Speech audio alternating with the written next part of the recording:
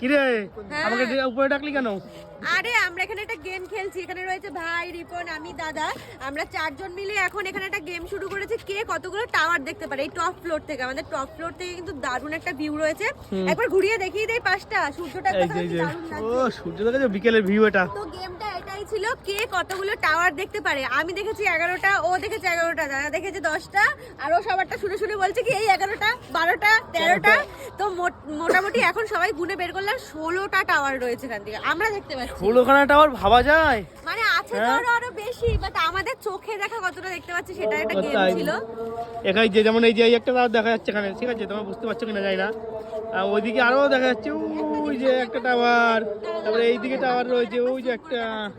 এই দেখো আমি তোমাদের একবার জুম করে দেখাই ঠিক টাওয়ার গুলো আমরা কিরকম ভাবে দেখতে পাচ্ছি। এই হচ্ছে একটা, ও আচ্ছা আর জুম হবে না তাই তো, এইখানে দেখা যাচ্ছে না, এই হচ্ছে মেন ব্যাপার।